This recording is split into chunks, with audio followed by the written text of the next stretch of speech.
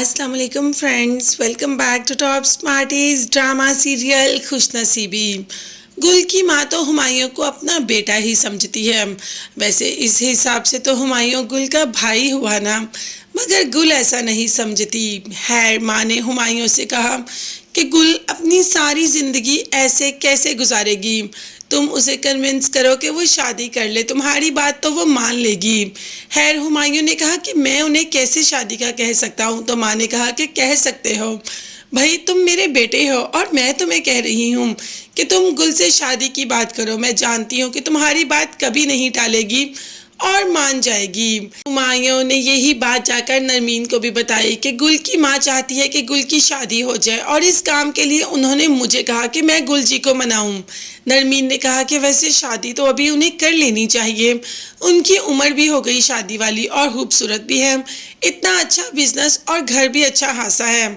मगर हुमायूं ने कहा कि अच्छा छोड़ो ना, अब हमें अगर 2 पल साथ बैठने का मौका मिला तो हम क्या गुल जी की बातें करते रहेंगे, हम अपनी बात करते हैं ना।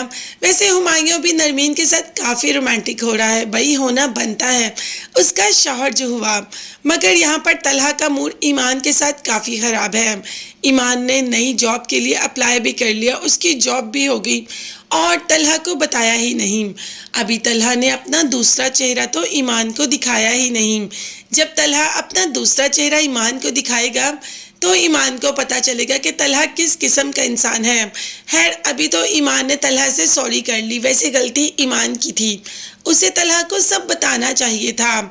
और तीसरा दामाद जो कि निहाल है, जो कि सब पर भारी है, जो चाहता है जो सोचता है वो करके रहता है, बाय हुक और बाय ट्रुक।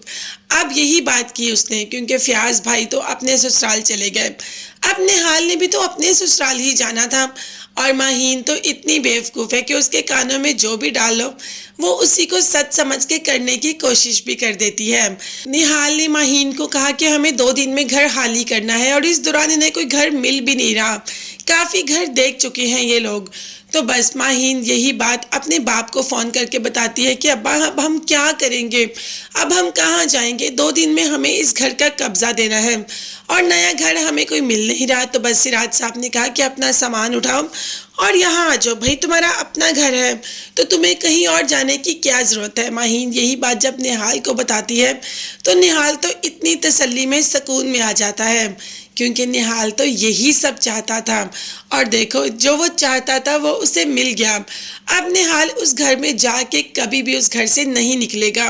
निहाल तो उस घर पर कब्जा करके उसे अपना घर ही बनाने की कोशिश करेगा। दूसरी तरफ अभी अपनी सास का भी तो पैसा खाया है, उसको क्या जवाब देगा। निहाल के पास बहुत जवाब है, अपनी सास को भी किसी न किसी तरीके कायल कर ही लेगा।